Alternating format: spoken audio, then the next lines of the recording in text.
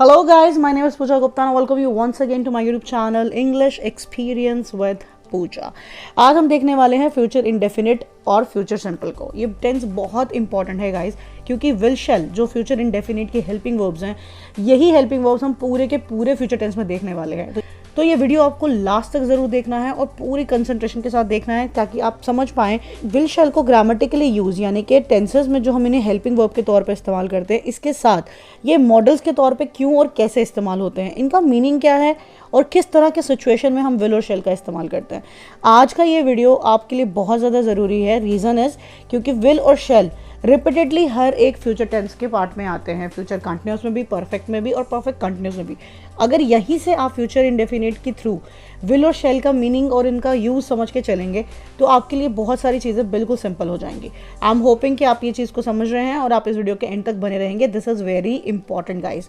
तो चलो शुरू करते हैं फ्यूचर इंडेफिनिट को और ब्रेक डाउन करते हैं और समझते हैं कि ये किस तरह से इस्तेमाल होता है। Formation of this tense is subject will shall plus verbs first form and object. Now अगर हम अपनी ग्रामर के बुक के अकॉर्डिंगली चलते हैं तो वहाँ पे लिखा जाता है कि फर्स्ट पर्सन के साथ आपको शैल का यूज़ करना है, सेकेंड और थर्ड पर्सन के साथ आपको विल का यूज़ करना है। If you are not aware about who is first person, second person, third person, it has been explained a lot of times by me and I would definitely give you a link of that video where you can go and just check it out। और वो basic videos हैं guys, अगर आपने उन basic videos को नहीं देखा है तो आपको डेफिनेटली प्रॉब्लम आने वाली है टेंसेस को समझने में। नहीं आएंगे समझ टेंसेस अगर आपने बेसिक लेसन्स को नहीं अंडरस्टैंड किया। सिर्फ 6 कंसेप्ट्स हैं, सिर्फ 2 वीडियोज़ हैं, उनको ज़रूर देख लीजिएगा। तो फर्स्ट पर्सन हमें पता है आई और वी होता है फर्स्ट पर्सन, ठीक है। और आई वी के अलावा यू या फिर कुछ भी है, आई वी के अलावा सब कोई जो भी सब्जेक्ट के पॉइंट पे आता है वो सब थर्ड पर्सन है। अब यहाँ पे इसका कहने के अकॉर्डिंग अगर चलूँ तो आई के साथ हमेशा शैल आना चाहिए, पर अगर मैं किसी को बोलती हूँ आई विल हेल्प यू तो फिर क्या ये सेंटेंस गलत है? That is the question actually. अगर मैं रूल्स के अकॉर्डिंगली चलूँ, अगर मैं ग्रामर के अकॉर्डिंगली चलूँ तो मुझे आई के साथ हमेशा शैल यूज़ करना है, क्योंकि आई फर्स्ट पर्सन के साथ जो है आई वी के साथ शैल यूज़ होगा। यही हमारे फ्यूचर सिंपल का रूल है। पर अब यहाँ पे इस चीज़ को मैं पॉइंट आउट करना चाह रही हूँ कि ये गलत है। जब भी हम ग्रामर या इंग्लिश की बात करते हैं, हम इसे एज अ सब्जेक्ट स्टडी नहीं करने वाले। अगर हम अभी ग्रामर को एज अ सब्जेक्ट स्टडी कर रहे होते या इंग्लिश को एज अ सब्जेक्ट स्टडी कर रहे होते तो ये रूल 100% करेक्ट होता, ओके। पर अब हम इसे एज अ लैंग्वेज स्टडी करते हैं, ठीक है। अब हम ये नहीं देखेंगे कि ये रूल्स क्या हैं, कैसे वर्क कर रहे हैं। अब हमें ये भी देखना है कि लैंग्वेज वाइज क्या आई के साथ शैल जाना चाहिए, या फिर कोई ऐसी सिचुएशन होती है जहाँ पे हमें आई के साथ विल भी लगाना होता है। तो चलो सिचुएशन नंबर 1 को देख लेते हैं। आई विल हेल्प यू, इसमें आपको क्या फील हो रहा है? अगर मैं आपसे ये कह रही हूँ आई विल हेल्प यू, तो इसके अंदर कौन सा इमोशन आपको महसूस हो रहा है? वो इमोशन क्या है? That I am giving you a promise, मैं आपके साथ एक प्रॉमिस कर रही हूँ। I will be there for you, I will be your friend, I will support you. तो मैं आपको वहाँ पे एक वादा कर रही हूँ, एक प्रॉमिस कर रही हूँ। तो जब भी आप प्रॉमिस करते हो तो हमेशा आई के साथ विल की ही बात कर सकते हो, शैल कभी भी अप्लाई नहीं कर सकते। वी शैल हेल्प हिम, अब ये वाला सेंटेंस देखिए, वी शैल हेल्प हिम, और यहाँ पे मैंने आपको बताया आई और वी दोनों ही फर्स्ट पर्सन हैं। वी शैल हेल्प हिम, अब यहाँ पे हम कंसिडर कर रहे हैं कि उसकी मदद की जाए या ना की जाए। अगर मैं कंसिडर कर रही हूँ और पता नहीं क्या आउटकम आएगा, मैं हाँ करूँगी या ना करूँगी, उस सिनेरियो में मैंने शैल का इस्तेमाल कर लिया।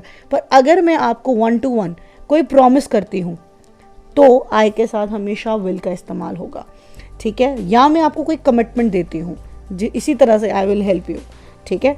इन दोनों ही केसेस में आपके साथ आई के साथ आपको विल ही लगाना पड़ेगा।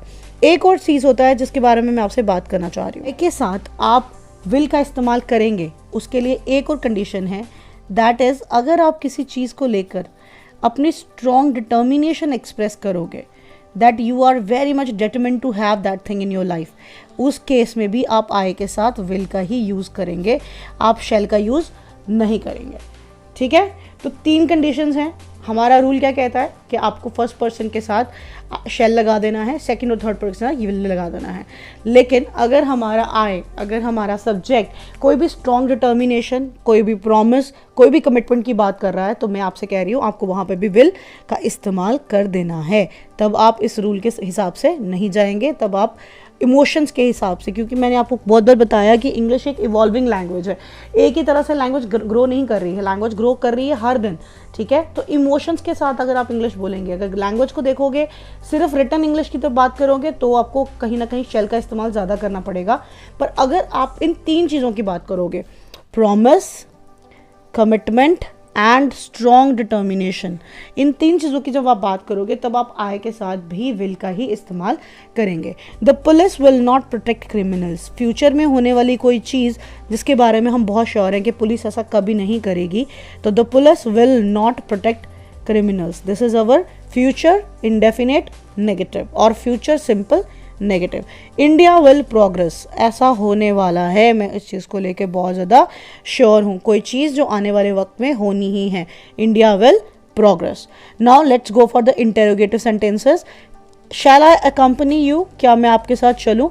अब यहाँ पे मैंने शैल आई बोला, मैंने आपको कई बार बता दिया, अभी तक कितनी बार रिपीटेडली बता दिया कि आई के साथ हम विल का इस्तेमाल करेंगे। पर यहाँ पे अगर आप गौर से देखेंगे तो यहाँ पे मैं किसी की परमिशन मांग रही हूँ।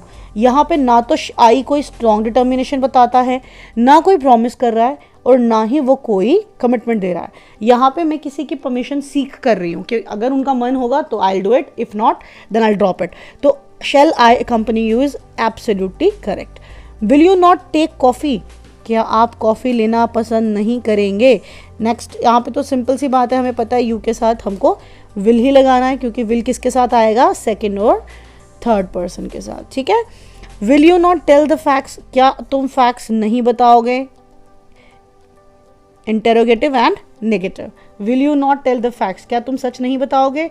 We shall not get oxygen on the moon, मुझे लगता है, हम सोच रहे हैं, ठीक है। We shall not get the oxygen on the moon, मुझे नहीं लगता मून पर जाके हमें वहाँ पे जाके कोई भी ऑक्सीजन मिलने वाला है।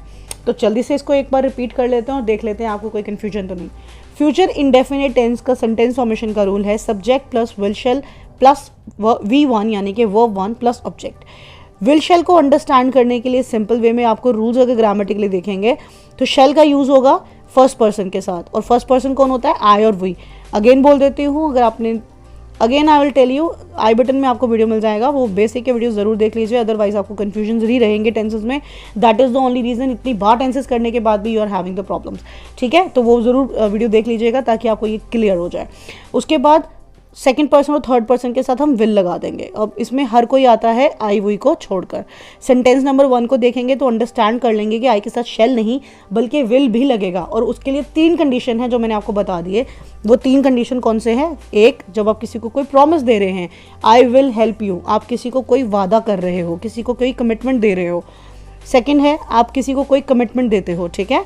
तो I will help you, I will support you, I will be your friend, I will never leave you alone, ये सब क्या हैं, कमिटमेंट्स हैं। यहाँ पे एक सिंपल सा आपको एग्जांपल दे देती हूँ, और जो कभी भी आप भूलेंगे नहीं, और क्योंकि आपने ये मूवीज़ में रिपीटेडली सुना होगा, विल यू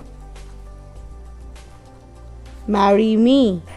अब यहाँ पे अगर हम इसी सेंटेंस फॉर्मेशन को देख लेते हैं, और सेंटेंस फॉर्मेशन के रूल के साथ भी जाता है क्योंकि हमें विल लगाना है सेकंड और थर्ड पर्सन के साथ। और दूसरी चीज़ ये है कि अगर सामने वाला हमें आंसर करता है तो वो कैसे करेगा, वो बोलेगा ना आई विल, ठीक है। तो ये आई विल क्या है, ये एक कमिटमेंट है। आई शैल तो नहीं ना बोलेगा, अगर आई शैल बोलेगा तो थोड़ी मानेंगे कि उसने प्रपोजल को एक्सेप्ट किया, तो वो आंसर में क्या बोलेगा, आई विल।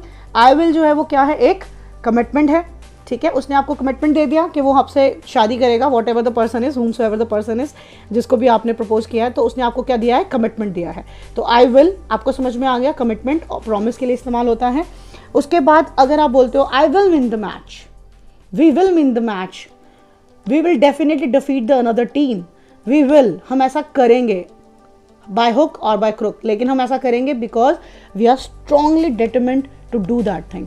तीसरी बात है जिसकी वजह से आप आई के साथ वापस विल का इस्तेमाल कर सकते हो और करोगे। आप इनको शैल बोलोगे तो आपकी जो सेंटेंस का जो मीनिंग है और जो सेंस है, जो पावर है, वो खुद ही चला जाएगा। आई शैल हेल्प यू, ठीक है। अगर मैं आपको आप किसी से हेल्प मांगते हो, एक्सपेक्ट करते हो आपको हेल्प करेगा, और सामने वाला आपको बोलता है आई शैल हेल्प यू, तो आपको क्या फील होगा, आई शैल हेल्प यू मतलब कि वो सोचेगा कि आपकी मदद करे ना करे, तो वो चीज़ उतनी ज़्यादा स्ट्रॉन्ग कन्विक्शन के साथ फीलिंग नहीं आता है, ठीक है।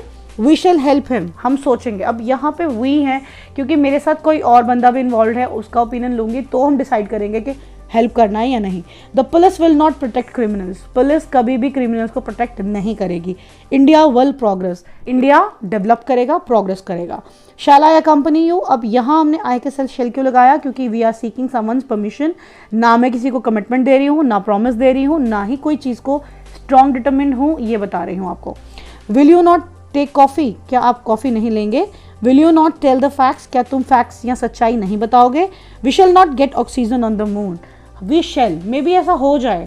जब हम किसी चीज़ की प्रोबेबिलिटी की बात करते हैं तब शेल का इस्तेमाल किया जाता है। So we shall not get oxygen on the moon. I am hoping that you definitely got to understand clearly that will and shall, how and how they have been used. And will is not all about using with second or third person. It has to be, has some individual uses that are promises, commitment. And whenever you are trying to express strong determination in that scenario, you can use will with I as well. You don't need to wait and see that okay, the rule is saying that I should use shall with I and with rest of the subjects I have to use will, because that's not practical, that's not English language. I'm not telling you about subjects, I am teaching you the language. Okay, so please be careful with this thing. If you're liking the videos and the content I have been providing you, don't forget to subscribe the channel and hit the like button. It gives me immense motivation to make such more videos. Till then, thank you so much. See you very soon in the next video. Bye bye.